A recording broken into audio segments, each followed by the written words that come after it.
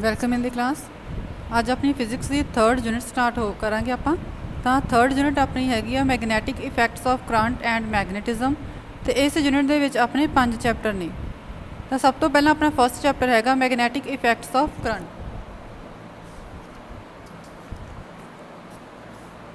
Chapter 1 magnetic effect of current. ਕਿ ਜਦੋਂ ਆਪਾਂ ਕਰੰਟ ਦੀ ਗੱਲ ਕਰ ਰਹੇ ਹਾਂ ਤਾਂ ਜਦੋਂ ਕਰੰਟ ਨੂੰ ਪਾਸ ਕਰਦੇ ਹਾਂ ਤਾਂ ਉਹ ਕਿਵੇਂ ਮੈਗਨੈਟਿਕ ਫੀਲਡ ਪ੍ਰੋਡਿਊਸ ਕਰਦਾ ਆਪਣੇ ਆਲੇ ਦੁਆਲੇ, ਤਾਂ ਕੀ ਇਫੈਕਟ ਪੈ ਰਿਹਾ ਉਸ ਕਰੰਟ ਦੀ ਮੈਗਨੈਟਿਕ ਫੀਲਡ ਪ੍ਰੋਡਿਊਸ ਹੋਣ ਦੇ ਕਾਰਨ, ਉਹ ਸਾਰਾ ਕੁਝ ਆਪਣਾ ਇਸ ਚੈਪਟਰ ਦੇ ਅੰਡਰ ਆਊਗਾ।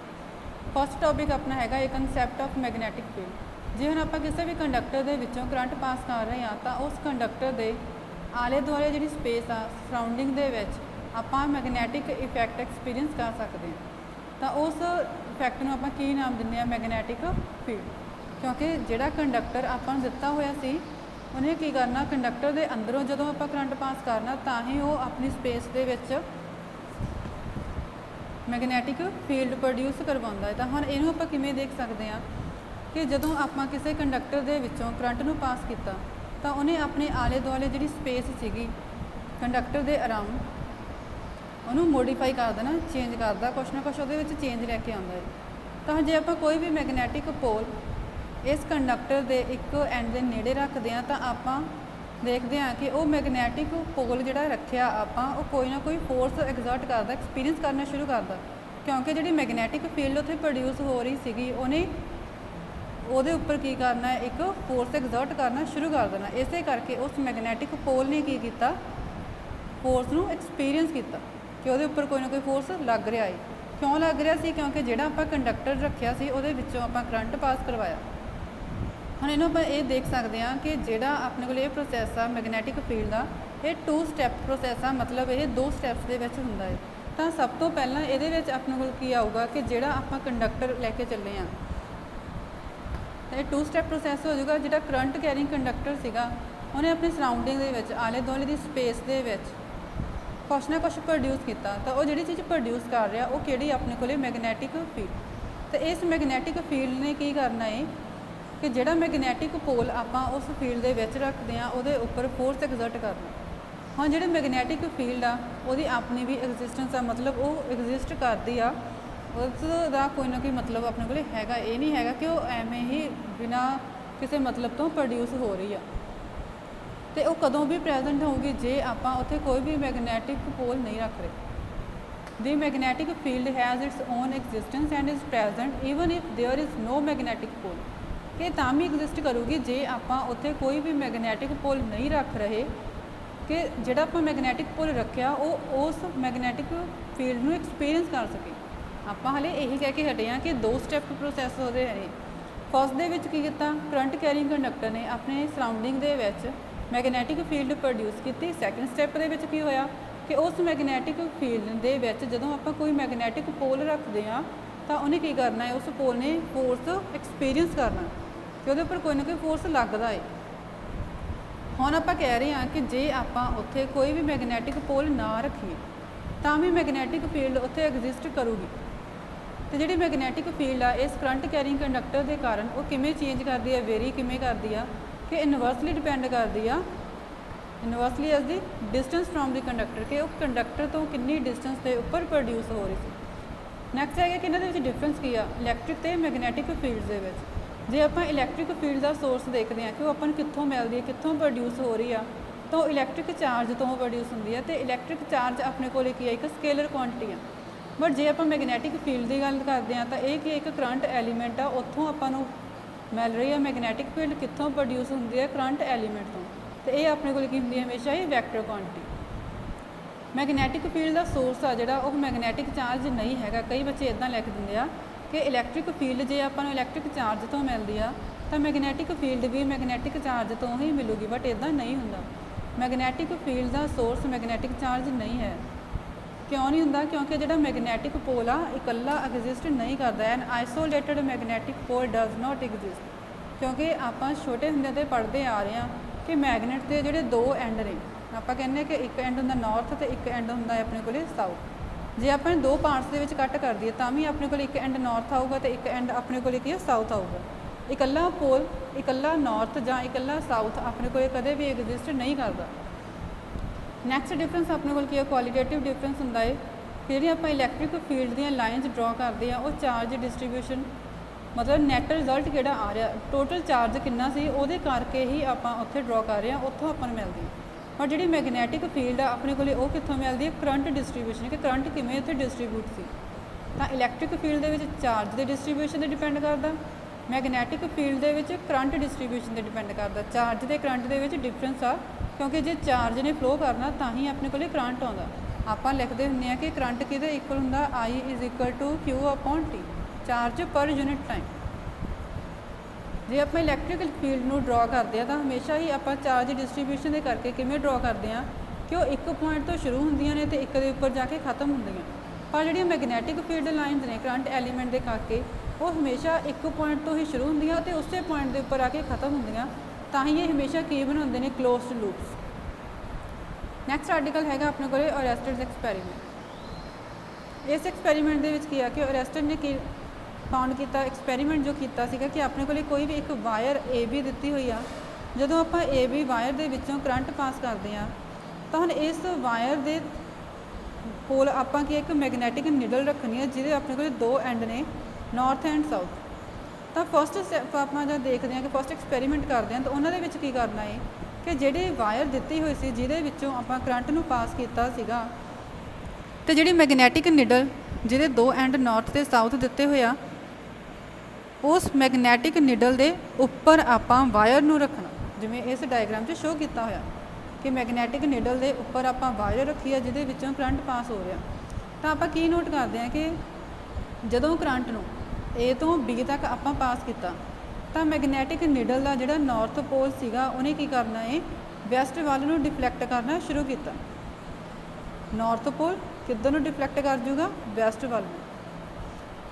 ਤੇ ਜੇ ਹੁਣ ਆਪਾਂ ਇਸ ਵਾਇਰ ਨੂੰ, ਜਿਹੜੀ ਆਪਣੇ ਕੋਲ AB ਵਾਇਰ ਦਿੱਤੀ ਹੋਈ ਸੀ, ਇਹਨੂੰ ਇੱਥੋਂ ਹਟਾ ਕੇ ਨੀਡਲ ਦੇ ਆਪਾਂ ਥੱਲੇ ਪਲੇਸ ਕਰ ਦਈਏ ਤਾਂ ਪੋਜੀਸ਼ਨ ਚੇਂਜ ਹੋ ਗਈ ਨਾ ਆਪਣੇ ਕੋਲ, ਕਿ ਕਰੰਟ ਨੂੰ ਆਪਾਂ ਜਿਹੜਾ ਪਾਸ ਕਰ ਰਹੇ ਹਾਂ ਤਾਂ ਹੁਣ ਜਿਹੜੇ ਆਪਣੇ ਕੋਲ ਮੈਗਨੈਟਿਕ ਨੀਡਲ ਦੇ ਵਿੱਚ ਡਿਫਲੈਕਸ਼ਨ ਹੋਊਗੀ ਉਹ ਆਪੋਜ਼ਿਟ ਡਾਇਰੈਕਸ਼ਨ ਦੇ ਵਿੱਚ ਹੋਊ, ਕਿਉਂਕਿ ਪਹਿਲਾਂ ਡਿਫਲੈਕਸ਼ਨ ਕਿਵੇਂ ਕੀਤੀ ਸੀ ਨਾਰਥ ਪੋਲ ਨੇ, ਵੈਸਟ ਦੇ ਵੱਲ।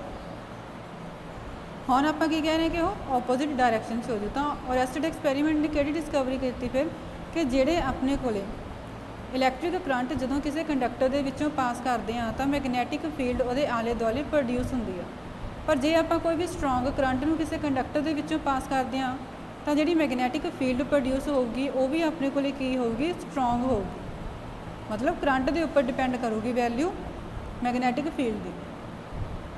ਜੇ ਸਟਰੋਂਗ ਕਰੰਟ ਆਪਾਂ ਪਾਸ ਕਰ ਰਹੇ ਹਾਂ ਤਾਂ ਮੈਗਨੈਟਿਕ ਫੀਲਡ ਪ੍ਰੋਡਿਊਸ ਹੋ, ਉਹ ਵੀ ਕੀ ਹੋਊਗੀ, ਸਟਰੋਂਗ। ਇਹ ਸਾਰਾ ਆਪਣੇ ਕੋਲ ਇਹਦੇ ਅੰਡਰ ਆ ਜਾਊਗਾ। ਹੁਣ ਇਸੇ ਤਰ੍ਹਾਂ ਆਪਾਂ ਦੇਖਦੇ ਹਾਂ ਕਿ ਜੇ ਮੈਗਨੈਟਿਕ ਲਾਈਨਸ ਆਫ ਫੋਰਸ ਕਿਸੇ ਕੰਡਕਟਰ ਦੇ ਅੰਦਰ, ਇਨ ਸੱਚ ਆ ਕੇਸ ਕਿ ਜੇ ਆਪਾਂ magnetic lines of force near the conductor ਤਾਂ ਹਮੇਸ਼ਾ ਹੀ ਕਿਹੜੀ ਫਾਰਮ 'ਚ ਹੋਣਗੀਆਂ, ਸਰਕੂਲਰ ਦੇ ਵਿੱਚ।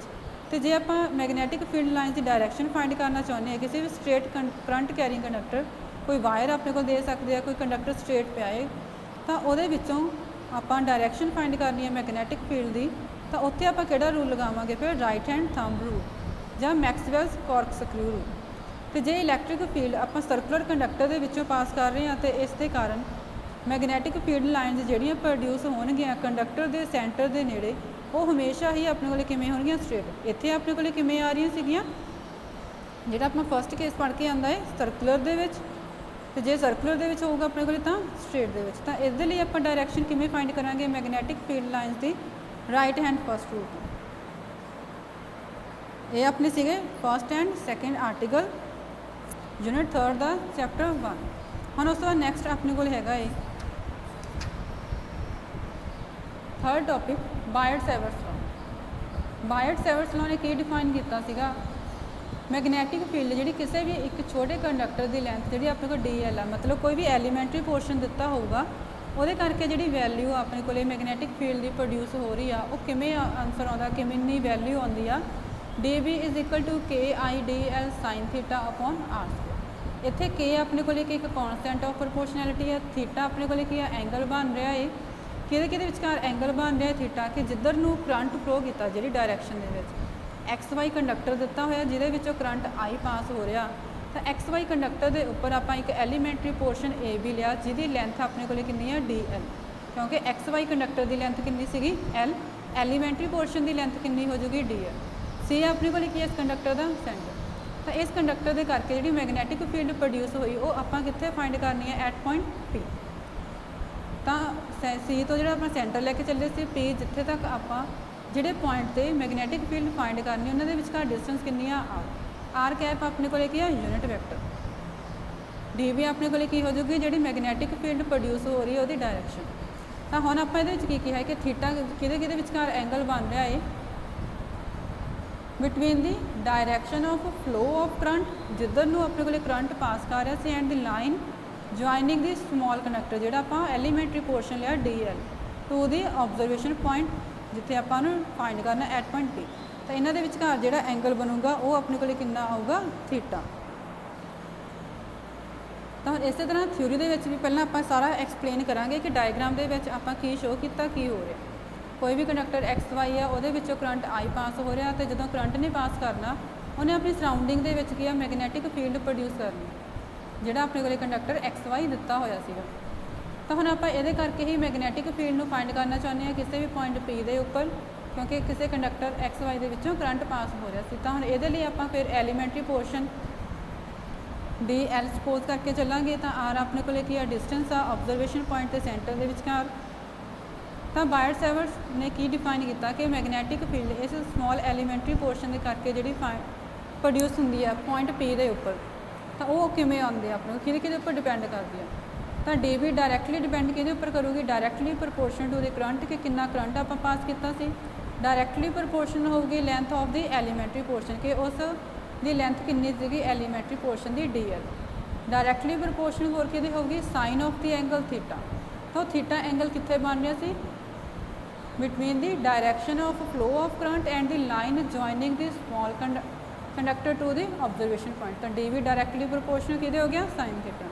तो आप की नोट कर सकते हैं कि जो करंट एलीमेंट दिता होया सी तो वो लेंथ के अलॉन्ग जिन्ने भी पॉइंट उत्थे लाई करते हैं तो उन्होंने लिए थीटा की वैल्यू कितनी हो जाएगी जीरो। जे थीटा जीरो है तो साइन जीरो कि इक्वल होंगे जीरो, तो डी भी कि इक्वल हो जाऊ जीरो। जे सारे पॉइंट वो परपेंडिकुलर लाई करनगे तो थीटा की वैल्यू कितनी है 90 डिग्री, साइन 90 कितना होंगे 1। तो उदों वैल्यू कितनी आऊगी मैक्सीमम डी बी। नैक्सट है फोर्थ होर कि उपर डिपेंड करती है डी बी कि इनवर्सली प्रपोर्शन होगी कि जी अपने कोई डिस्टेंस दी हुई R square inversely proportional to the square of the distance R. तो कितों तो कितने तक ली आप सेंटर तो लैके to the observation point. D भी इनवर्सली डिपेंड कि उपर कर गया 1/r स्क्योर। तो ये अपने को लॉ हो जाएगा इनवर्स स्क्योर लॉ। हम सारिया इक्वेशन में इकट्ठा कर दो तो डी भी कि प्रपोर्शन हो गया I D L sine theta upon R square. फिर प्रपोर्शनैलिटी के साइन में हटा के आप इक्वल टू का साइन लगाने तो नाल एक कॉन्सटेंट लगाना पैंदा। तो इतने कॉन्सटेंट ऑफ प्रपोर्शनैलिटी की है अपने को के। तो के दी वैल्यू कि उपर डिपेंड करती है कि आप कि मीडियम यूज़ करते हैं नेचर किमें दी है। ऑबजरवेशन पॉइंट से करंट कैरिंग कंडक्टर में आप कि मीडियम के प्लेस किया। तो हम अपने को एस आई देखिए तो के दी वैल्यू कि इक्वल होंगी है म्यू नॉट अपॉन 4π। तो वो नैक्सट है अपने को न्यूमेरिकल वैल्यू म्यू नॉट अपने को लिखी है एब्सोल्यूट परमिटिविटी ऑफ वैक्यूम और फ्री स्पेस। हम एस आई देखिए तो आप वाइट सैवर्स लॉ में किमें डिफाइन कर सकते हैं D B is equal to K the value put कर दो mu naught upon 4π I D L sine theta upon R square. तो इस इक्वेशन तो अपन की पता लगूगा कि मैगनैटिक फील्ड जी प्रोड्यूस हो रही सी किसी भी एलीमेंट्री पोर्शन के करके तो वो मैगनैटिक फील्ड की कितनी वैल्यू आ रही है। तो जो करंट इस एलीमेंट्री पोर्शन ए बी के विचों पास हो रहा तो मैगनैटिक फील्ड अपने को जी पी पॉइंट पर आई सी वो किमें एक्ट करूगी perpendicular to the plane of paper and inward direction. Next हम आप जी डायरैक्शन फाइंड करनी है मैगनैटिक फील्ड की तो उन्होंने आप किमें एक्सप्रैस कर सकते हैं कि जो आप बायट सैवर्स लॉ को वैक्टर फॉर्म के एक्सप्रैस करिए। तो हम आर कैप अपने को यूनिट वैक्टर आ आर कैप किमें एक्ट कर रहा अलॉन्ग सी पी के अलॉन्ग तो समॉल मैगनैटिक फील्ड की वैल्यू जी आप फाइंड करनी आ एट पॉइंट पी तो वो कि इक्वल आ जाऊगी D B is equal to mu naught upon 4π I D L cross R cap upon R square. क्योंकि आप की कहा सीगा कि थीटा एंगल कि विचकार बन रहा है जी डायरैक्शन के करंट ने फ्लो करना तो जी लाइन ਆਪਣੇ ਕੋਲੇ ਮੀਟ ਕਰਵਾ ਰਹੀ ਹੈ, ਜੁਆਇਨ ਕਰਵਾ ਰਹੀ ਹੈ ਸਮॉल ਕੰਡਕਟਰ ਨੂੰ ਆਬਜ਼ਰਵੇਸ਼ਨ ਪੁਆਇੰਟ ਦੇ ਨਾਲ। ਤਾਂ ਹੁਣ ਇਹਨਾਂ ਦੋਨਾਂ ਦੇ ਵਿਚਕਾਰ ਹੀ ਆਪਣੇ ਕੋਲੇ ਐਂਗਲ ਬਣ ਰਿਹਾ ਸੀਗਾ। ਤਾਂ ਇਸੇ ਕਰਕੇ ਫਿਰ ਆਪਾਂ ਲਿਖਾਂਗੇ I D L cross R cap. ਆਪਾਂ ਆਈ ਕ੍ਰੋਸ ਆਰ ਨਹੀਂ ਲਿਖਿਆ, D L cross R cap upon R square. ਤਾਂ ਹੁਣ ਆਈ ਡੀ ਐਲ ਸਾਰਾ ਆਪਣੇ ਕੋਲ ਕੀ ਹੈ, ਵੈਕਟਰ ਹੈ, ਕਿਹਦੀ ਡਾਇਰੈਕਸ਼ਨ ਦੇ ਵਿੱਚ ਐਕਟ ਕਰ ਰਿਹਾ, ਜਿਹੜੀ ਡਾਇਰੈਕਸ਼ਨ ਦੇ ਵਿੱਚ ਕਰੰਟ ਨੇ ਫਲੋ ਕਰਨਾ। ਹੁਣ ਆਪਣੇ ਕੋਲੇ ਆਰ ਕੈਪ ਹੋਰ ਇਹ ਕਿਹਨੂੰ ਆਪਾਂ ਲਿਖ ਸਕਦੇ ਹਾਂ ਕਿ ਆਰ ਕੈਪ ਕਿਹਦੇ ਇਕੁਅਲ ਹੁੰਦਾ ਹੈ, ਆਰ ਕੈਪ ਇਕੁਅਲ ਹੁੰਦਾ R vector upon R vector ਦਾ magnitude, R vector upon R. ਇਹ ਆਪਾਂ +1 ਦੇ ਵਿੱਚ ਪੜ੍ਹ ਕੇ ਆਉਂਦਾ ਸੀ ਕਿ ਯੂਨਿਟ ਵੈਕਟਰ ਕੀ ਹੁੰਦਾ। ਤਾਂ ਇਸੇ ਤਰ੍ਹਾਂ ਹੁਣ ਆਪਾਂ ਲਿਖ ਸਕਦੇ ਹਾਂ ਆਰ ਕੈਪ ਨੂੰ ਆਰ ਵੈਕਟਰ ਅਪੋਨ ਆਰ, ਕਿਉਂਕਿ ਇੱਕ ਡਿਨੋਮੀਨੇਟਰ ਦੇ ਵਿੱਚ ਵੀ ਇੱਥੋਂ ਆਰ ਆ ਜਾਊਗਾ, ਕਿਉਂਕਿ ਆਪਣੇ ਕੋਲ ਰਿਲੇਸ਼ਨ ਕੀ ਬਣਿਆ ਸੀਗਾ, R cap is equal to R vector upon R. ਆਹ ਵਾਲੀ ਆਰ ਜਿਹੜੀ ਡਿਨੋਮੀਨੇਟਰ 'ਚ ਆ, ਅਤੇ ਇੱਥੇ ਆਪਣੇ ਕੋਲ ਕੀ ਆ ਆਰ ਸਕੁਅਰ। ਦੋਨਾਂ ਨੇ ਜਦੋਂ ਆਪਸ 'ਚ ਆਪਾਂ ਮਲਟੀਪਲਾਈ ਕਰਨਾ ਤਾਂ ਪਾਵਰਸ ਐਡ ਹੋ ਜਾਣਗੀਆਂ, ਤਾਂ ਕਿ ਰਿਜ਼ਲਟ ਬਣੂਗਾ R cube. I D L cross R, R vector upon R cube. ਤਾਂ ਸਾਰੇ ਕੰਡਕਟਰ ਦੇ ਲਈ ਆਪਾਂ ਪਹਿਲਾਂ ਐਲੀਮੈਂਟਰੀ ਪੋਰਸ਼ਨ ਲੈ ਕੇ ਚੱਲੇ ਸੀਗੇ, ਬਟ ਜੇ ਹੁਣ ਆਪਾਂ ਸਾਰੇ ਕੰਡਕਟਰ ਐਕਸ ਵਾਈ ਦੇ ਕਰਕੇ ਜਿੰਨੀ ਮੈਗਨੈਟਿਕ ਫੀਲਡ ਪ੍ਰੋਡਿਊਸ ਹੋ ਰਹੀ ਆ ਉਹਦੀ ਵੈਲਿਊ ਫਾਈਂਡ ਕਰਨਾ ਚਾਹੁੰਦੇ ਆ, ਤਾਂ ਆਪਾਂ ਨੂੰ ਕੀ ਇੰਟੀਗ੍ਰੇਟ ਕਰਨਾ ਪਊਗਾ 1.04 ਇਸ ਇਕੁਏਸ਼ਨ। ਤਾਂ ਇੰਟੀਗ੍ਰੇਟ ਕਰ ਦਿਓ, ਬੀ ਕਿਹਦੇ ਇਕੁਅਲ ਆ ਜਾਊਗਾ ਇੰਟੀਗ੍ਰੇਸ਼ਨ ਤੋਂ ਬਾਅਦ, μ0 ਅਪੋਨ 4 ਪਾਈ ਕੌਨਸਟੈਂਟ ਸੀ, ਤਾਂ ਇੰਟੀਗ੍ਰੇਸ਼ਨ 'ਚ ਕੀ ਰਹਿ ਜਾਊਗਾ I D L cross R cap upon R square. ਹੁਣ ਜੇ ਆਪਾਂ ਡਾਇਰੈਕਸ਼ਨ ਫਾਈਂਡ ਕਰਨੀ ਡੀ ਬੀ ਦੀ, ਤਾਂ ਉਹ ਆਪਣੇ ਕੋਲ ਕਿਵੇਂ ਸੇਮ ਹੋਊਗੀ ਜਿਹੜੀ ਡਾਇਰੈਕਸ਼ਨ ਦੇ ਵਿੱਚ I D L cross R cap act ਕਰਨਗੇ। ਤਾਂ ਵੈਕਟਰ ਡੀ ਵੀ ਹਮੇਸ਼ਾ ਹੀ ਕਿਵੇਂ ਐਕਟ ਕਰੂਗਾ, perpendicular to the plane of the paper and inward direction, ਕਿ ਅੰਦਰ ਵੱਲ ਨੂੰ ਐਕਟ ਕਰਨਾ। ਨੈਕਸਟ ਆਪਣੇ ਕੋਲ ਹੈਗਾ rules to find direction of magnetic field, ਕਿ ਆਪਾਂ ਮੈਗਨੈਟਿਕ ਫੀਲਡ ਨੂੰ ਫਾਈਂਡ ਕਰਨ ਲਈ ਕਿਹੜੇ ਰੂਲ ਯੂਜ਼ ਕਰ ਸਕਦੇ ਹਾਂ। ਤਾਂ ਫਸਟ ਹੈ ਰਾਈਟ ਹੈਂਡ ਥੰਬ ਰੂਲ। ਤਾਂ ਰਾਈਟ ਹੈਂਡ ਥੰਬ ਰੂਲ ਦੇ ਅਕੋਰਡਿੰਗ ਕੀ ਆ ਕਿ ਜੇ ਆਪਾਂ ਆਪਣੇ ਸੱਜੇ ਹੱਥ ਨੂੰ ਇਸ ਤਰ੍ਹਾਂ ਪਲੇਸ ਕਰਦੇ ਹਾਂ ਤਾਂ ਥੰਬ ਆਪਣਾ ਕਿਵੇਂ ਪੁਆਇੰਟ ਕਰਦਾ ਏ ਕਿ ਕਿਹੜੀ ਡਾਇਰੈਕਸ਼ਨ ਦੇ ਵਿੱਚ ਕਰੰਟ ਪਾਸ ਹੋ ਰਿਹਾ ਸੀ, ਤੇ ਜਿਹੜੀਆਂ ਫਿੰਗਰਸ ਨੇ ਕਰਲ ਕੀਤੀਆਂ ਹੋਈਆਂ ਨੇ ਜਿੱਧਰ ਨੂੰ ਆਪਣੀਆਂ ਉਂਗਲਾਂ ਮੋੜ ਰਹੀਆਂ ਨੇ, ਤਾਂ ਇਹਨਾਂ ਨੇ ਕੀ ਦੱਸਣਾ ਹੈ ਕਿ ਮੈਗਨੈਟਿਕ ਫੀਲਡ ਲਾਈਨਸ ਕਿਹੜੀ ਡਾਇਰੈਕਸ਼ਨ ਦੇ ਵਿੱਚ ਆ ਰਹੀਆਂ ਨੇ। ਨੈਕਸਟ ਹੈ ਮੈਕਸਵੈਲਸ ਕੋਰਕਸਕ੍ਰਿਊ ਰੂਲ ਸੈਕੰਡ। ਤਾਂ ਹੁਣ ਇਹਨਾਂ ਦੇ ਵਿੱਚ ਕੀ ਆ, ਇਫ ਆ ਰਾਈਟ ਹੈਂਡਡ ਕੋਰਕਸਕ੍ਰਿਊ ਇਜ਼ ਰਿਲੇਟਡ, ਕਿ ਜੇ ਆਪਾਂ ਇੱਕ ਸਕਰਿਊ ਨੂੰ ਘੁਮਾਉਣਾ ਸ਼ੁਰੂ ਕਰਦੇ, ਰੋਟੇਟ ਕਰਵਾਉਂਦੇ ਹਾਂ, ਤਾਂ ਇਹਨੇ ਕਿਵੇਂ ਘੁੰਮਣਾ ਸ਼ੁਰੂ ਕਰਨਾ ਹੈ, ਤਾਂ ਜਿੱਧਰ ਨੂੰ ਘੁੰਮ ਰਿਹਾ ਹੈ ਤਾਂ ਉਹ ਆਪਾਂ ਨੂੰ ਕੀ ਦੱਸੂਗਾ, it moves in the direction of flow of current, ਕਿ ਕੰਡਕਟਰ ਦੇ ਵਿੱਚੋਂ ਜਿਹੜਾ ਕਰੰਟ ਪਾਸ ਹੋ ਰਿਹਾ ਸੀ ਉਹਦੀ ਡਾਇਰੈਕਸ਼ਨ ਦੇ ਵਿੱਚ ਉਹਨੇ ਰੋਟੇਟ ਕਰਨਾ। ਤਾਂ ਮੈਂ ਦੁਬਾਰਾ ਦੇਖੋ ਇੱਕ ਵਾਰੀ ਫਿਰ, ਇਫ ਆ ਰਾਈਟ ਹੈਂਡਡ ਕੋਰਕਸਕ੍ਰਿਊ ਇਜ਼ ਰੋਟੇਟਡ, ਕਿ ਆਪਾਂ ਨੂੰ ਕਿਵੇਂ ਰੋਟੇਟ ਕਰਵਾਉਣਾ ਹੈ ਕਿ ਉਹ ਇਸ ਤਰ੍ਹਾਂ ਘੁੰਮੇ, ਇਸ ਤਰ੍ਹਾਂ ਰੋਟੇਟ ਕਰੇ, ਇਸ ਤਰ੍ਹਾਂ ਅੱਗੇ ਵਧੂਗਾ, ਕਿ ਕਿਵੇਂ ਕੰਡਕਟਰ ਦੇ ਵਿੱਚੋਂ ਕਰੰਟ ਪਾਸ ਹੋ ਰਿਹਾ ਸੀ ਉਹਦੀ ਡਾਇਰੈਕਸ਼ਨ। ਤਾਂ ਜਿਹੜੀ ਆਪਣੇ ਕੋਲ ਰੋਟੇਸ਼ਨ ਹੋਊਗੀ ਸਕਰਿਊ ਦੀ, ਕਿ ਕਿਹੜੀ ਡਾਇਰੈਕਸ਼ਨ 'ਚ ਉਹਨੇ ਰੋਟੇਟ ਕਰਨਾ ਸ਼ੁਰੂ ਕੀਤਾ, ਉਹ ਆਪਾਂ ਨੂੰ ਮੈਗਨੈਟਿਕ ਫੀਲਡ ਲਾਈਨਸ ਦੀ ਡਾਇਰੈਕਸ਼ਨ ਦੱਸੂਗਾ ਕਿ ਜਿਹੜੀਆਂ ਮੈਗਨੈਟਿਕ ਫੀਲਡ ਲਾਈਨਸ ਆ ਰਹੀਆਂ ਨੇ ਉਹ ਕਿਹੜੀ ਡਾਇਰੈਕਸ਼ਨ ਦੇ ਵਿੱਚ ਐਕਟ ਕਰ ਰਹੀਆਂ ਨੇ। ਉਸ ਤੋਂ ਬਾਅਦ ਨੈਕਸਟ ਆਪਣਾ ਹੈਗਾ ਇਹ magnetic field at the centre of a circular loop, ਕਿ ਜਿਹੜਾ ਸਰਕੂਲਰ ਲੂਪ ਆ ਆਪਾਂ ਉਹਦੇ ਸੈਂਟਰ ਦੇ ਉੱਪਰ ਮੈਗਨੈਟਿਕ ਫੀਲਡ ਦੀ ਵੈਲਿਊ ਫਾਈਂਡ ਕਰਨੀ। ਤਾਂ ਹੁਣ ਇਹਦੇ ਲਈ ਆਪਾਂ ਸਪੋਜ਼ ਕਰਦੇ ਹਾਂ ਕਿ ਆਪਾਂ ਨੂੰ ਕੋਈ ਵੀ ਇੱਕ ਲੂਪ ਦਿੱਤਾ ਹੋਇਆ ਜਿਹਦਾ ਰੇਡੀਅਸ ਏ ਆ, ਸੈਂਟਰ ਆਪਣੇ ਕੋਲ ਕਿੰਨਾ ਹੈ ਉਹ, ਤੇ ਇਸ ਦੇ ਵਿੱਚੋਂ ਕਿੰਨਾ ਕਰੰਟ ਪਾਸ ਹੋ ਰਿਹਾ ਹੈ ਆਈ। ਹੁਣ ਜੇ ਆਪਾਂ ਮੈਗਨੈਟਿਕ ਫੀਲਡ ਉਹ ਪੁਆਇੰਟ ਦੇ ਉੱਪਰ ਫਾਈਂਡ ਕਰਨਾ ਚਾਹੁੰਦੇ ਹਾਂ ਜਿਹੜਾ ਆਪਾਂ ਨੂੰ ਲੂਪ ਦਾ ਸੈਂਟਰ ਦਿੱਤਾ ਹੋਇਆ, ਤਾਂ ਇਹਦੇ ਲਈ ਫਿਰ ਆਪਾਂ ਇੱਕ ਐਲੀਮੈਂਟਰੀ ਪੋਰਸ਼ਨ ਲੈ ਲੈਂਦੇ ਹਾਂ। ਉਹ ਐਲੀਮੈਂਟਰੀ ਪੋਰਸ਼ਨ ਕਿੰਨਾ ਆਪਣੇ ਕੋਲ ਏ ਬੀ। ਜੇ ਹੁਣ ਇਸ ਸਾਰੇ ਲੂਪ ਦੀ ਲੈਂਥ ਐਲ ਆ ਤਾਂ ਐਲੀਮੈਂਟਰੀ ਪੋਰਸ਼ਨ ਦੀ ਲੈਂਥ ਆਪਣੇ ਕੋਲ ਕਿੰਨੀ ਆ ਜਾਊਗੀ ਡੀ ਐਲ। ਤਾਂ ਇਸ ਐਲੀਮੈਂਟਰੀ ਪੋਰਸ਼ਨ ਨੂੰ ਆਪਾਂ ਇਸ ਲੂਪ ਦੇ ਸੈਂਟਰ ਦੇ ਨਾਲ ਮੀਟ ਕਰਾਵਾਂਗੇ, ਜਿਹੜਾ ਸੀ ਆਪਣੇ ਕੋਲ ਇਸ ਲੂਪ ਦਾ ਸੈਂਟਰ ਆ। ਤਾਂ ਇਸੇ ਕਰਕੇ ਦੇਖੋ ਐਂਗਲ ਏ ਸੀ ਉਹ ਕਿੰਨਾ ਹੋ ਜਾਊਗਾ ਆਪਣੇ ਕੋਲ 90 ਡਿਗਰੀ। ਬਟ ਵਾਇਟ-ਸੈਵਰਸ ਲਾਅ ਨੇ ਕੀ ਡਿਫਾਈਨ ਕੀਤਾ ਸੀਗਾ ਕਿ ਜੇ ਮੈਗਨੈਟਿਕ ਫੀਲਡ ਆਪਾਂ ਫਾਈਂਡ ਕਰਨਾ ਚਾਹੁੰਦੇ ਹਾਂ ਤਾਂ ਡੀ ਬੀ ਕਿਹਦੇ ਇਕੁਅਲ ਹੁੰਦਾ ਹੈ μ0 upon 4 pi I D L cross R cap upon R square. ਉੱਥੇ ਆਰ ਆਪਣੇ ਕੋਲ ਕੀ ਸੀਗੀ ਡਿਸਟੈਂਸ, ਇੱਥੇ ਆਪਣਾ ਆਰ ਦੀ ਜਗ੍ਹਾ 'ਤੇ ਕੀ ਲੈ ਕੇ ਚੱਲੇ ਆ ਏ, ਓਰੀਜਨ ਤੋਂ ਜਿਹੜੇ ਪੁਆਇੰਟ ਤੱਕ ਆਪਾਂ ਮੈਗਨੈਟਿਕ ਫੀਲਡ ਨੂੰ ਫਾਈਂਡ ਕਰਨਾ, ਤਾਂ ਉਹ ਕਿੰਨੀ ਹੋ ਗਈ ਇੱਥੇ ਏ। ਤਾਂ ਆਪਾਂ ਆਰ ਦੀ ਜਗ੍ਹਾ 'ਤੇ ਕੀ ਲਿਖਾਂਗੇ ਏ ਸਕੁਅਰ। ਆਈ ਡੀ ਐਲ ਆਪਣੇ ਕੋਲ ਕੀ ਹੋ ਜਾਊਗਾ ਕਰੰਟ ਐਲੀਮੈਂਟ, ਡੀ ਐਲ ਆਪਾਂ ਕੀ ਲੈ ਕੇ ਚੱਲੇ ਸੀ, ਫਿਰ ਇੱਥੇ ਇੱਕ ਐਲੀਮੈਂਟਰੀ ਪੋਰਸ਼ਨ ਆ, ਇਸੇ ਲਈ ਆਪਾਂ ਡੀ ਐਲ ਨੂੰ ਏ ਬੀ ਨਾਲ ਰਿਪਰਜੈਂਟ ਕੀਤਾ ਹੋਇਆ। ਤਾਂ ਇਹ ਕਿਹੜੀ ਡਾਇਰੈਕਸ਼ਨ 'ਚ ਐਕਟ ਕਰਦਾ ਕਿ ਕਰੰਟ ਦੀ ਕਿਹੜੀ ਡਾਇਰੈਕਸ਼ਨ ਹੈ ਕਿ ਕਿਵੇਂ ਫਲੋ ਕਰ ਰਿਹਾ। ਅਤੇ ਆਰ ਕੈਪ ਆਪਣੇ ਕੋਲ ਕੀ ਆ ਯੂਨਿਟ ਵੈਕਟਰ ਆ ਸੀ ਓ ਦੇ ਅਲੋਂਗ। ਇੰਨਾ ਆਪਾਂ ਜੋ ਕੁਝ ਵੀ ਡਾਇਗਰਾਮ ਦੇ ਵਿੱਚ ਉਹ ਐਕਸਪਲੇਨ ਕਰਨਾ।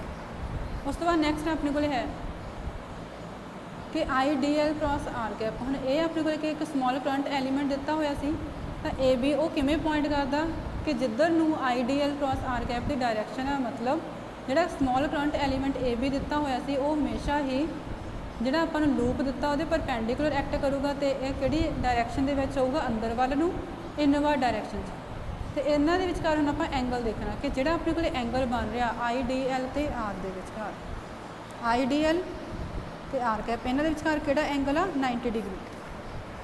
ਤਾਂ ਥੀਟਾ ਦੀ ਵੈਲਿਊ ਕਿੰਨੀ ਹੋ ਜਾਊਗੀ, 90 ਡਿਗਰੀ। ਹੁਣ ਆਪਣੇ ਕੋਲ ਏ ਕ੍ਰਾਸ ਬੀ ਕਿਹਦੇ ਇਕੁਅਲ ਹੁੰਦਾ ਹੈ, ਏ ਬੀ ਸਾਈਨ ਥੀਟਾ। ਹੁਣ ਇੱਥੇ ਆਪਣੇ ਕੋਲ ਫਿਰ ਕ੍ਰਾਸ ਪ੍ਰੋਡਕਟ ਲਗਾਓ, I D L cross R cap, I D L R cap sine 90 degree. ਤਾਂ ਸਾਈਨ 90 ਕਿਹਦੇ ਇਕੁਅਲ 1, ਆਰ ਕੈਪ ਵੀ 1 ਦੇ ਇਕੁਅਲ। ਤਾਂ ਸਾਰਾ ਨੈਟ ਰਿਜ਼ਲਟ ਕੀ ਰਹਿ ਜਾਊਗਾ, D B is equal to mu naught upon 4 pi I D L upon A square. ਹੁਣ ਇੱਥੇ ਸਮਾਲ ਐਲੀਮੈਂਟਰੀ ਪੋਰਸ਼ਨ ਦੀ ਗੱਲ ਕੀਤੀ ਸੀ, ਜੇ ਹੁਣ ਆਪਾਂ ਸਾਰੇ ਲੂਪ ਦੇ ਕਰਕੇ ਵੈਲਿਊ ਦੇਖਣੀ ਹੈ ਕਿ ਮੈਗਨੈਟਿਕ ਫੀਲਡ ਕਿੰਨੀ ਆ ਰਹੀ ਆ, ਤਾਂ ਆਪਾਂ ਨੂੰ ਕਿਹਾ ਇੰਟੀਗ੍ਰੇਟ ਕਰਨਾ ਪਊਗਾ। ਤਾਂ ਔਨ ਇੰਟੀਗ੍ਰੇਟਿੰਗ ਮੈਗਨੈਟਿਕ ਫੀਲਡ ਜਿਹੜੀ ਆਪਣੇ ਕੋਲੇ ਐਲੀਮੈਂਟਰੀ ਪੋਰਸ਼ਨ ਦੇ ਕਰਕੇ ਆਈ ਸੀ, ਤਾਂ ਬੀ ਕਿਹਦੇ ਇਕੁਅਲ ਹੋ ਜਾਊਗਾ, ਇੰਟੀਗ੍ਰੇਸ਼ਨ ਆਫ ਡੀ ਬੀ। ਇੱਥੇ ਤਾਂ ਆਪਾਂ ਇਹ ਸਾਈਨ ਪਾਇਆ, ਇਹ ਸਰਕੂਲਰ ਲੂਪ ਦਾ ਕਿ ਕਲੋਜ਼ ਸਰਕਟ ਦਿੱਤਾ ਹੋਇਆ ਆਪਾਂ ਨੂੰ। ਤਾਂ mu naught upon 4 pi I D L upon A square, constant ਜਿਹੜੀ ਟਰਮਸ ਨੇ ਉਹ ਬਾਹਰ ਕੱਢ ਲਓ, mu naught upon 4 pi I upon A square. ਇਹ ਤਾਂ ਕੌਨਸਟੈਂਟ ਸੀ, ਤਾਂ ਸਿਰਫ ਚੇਂਜ ਕੀ ਕਰਦਾ ਹੈ, ਐਲੀਮੈਂਟਰੀ ਪੋਰਸ਼ਨ ਦੀ ਲੈਂਥ ਡੀ ਐਲ। ਹੁਣ ਇੱਥੇ ਆਪਣੇ ਕੋਲ ਕੀ ਸਰਕਲ ਦੀ ਸ਼ੇਪ ਦੇ ਵਿੱਚ ਦਿੱਤਾ ਹੋਇਆ ਸਰਕੂਲਰ ਲੂਪ ਆ, ਤਾਂ ਇਹਦਾ ਸਰਕਮਫਰੈਂਸ ਕਿੰਨਾ ਹੋ ਜਾਊਗਾ, 2 ਪਾਈ ਏ। ਵੈਲਿਊਜ਼ ਪੁੱਟ ਕਰ ਦਿਓ, ਤਾਂ ਨੈਟ ਰਿਜ਼ਲਟ ਕੀ ਬਣ ਗਿਆ, ਮਿਊ naught upon 4 pi 2 Bhai I upon ਏ। ਹੁਣ n ਨੰਬਰ ਆਫ ਟਰਨਸ ਹੋਣ ਕਿ ਜਿਹੜਾ ਆਪਾਂ ਲੂਪ ਦਿੱਤਾ ਉਹਨੂੰ ਆਪਾਂ n ਟਾਈਮਸ ਘੁਮਾਇਆ ਹੋਇਆ, ਤਾਂ n ਫਿਰ ਮੈਗਨੈਟਿਕ ਫੀਲਡ ਦੀ ਵੈਲਿਊ ਕਿੰਨੀ ਆਊਗੀ ਕਿ ਆਪਾਂ n ਦੇ ਨਾਲ ਮਲਟੀਪਲਾਈ ਕਰਾਂਗੇ ਨਿਊਮੀਰੇਟਰ 'ਚ, mu naught upon 4 pi 2 pi n i upon A.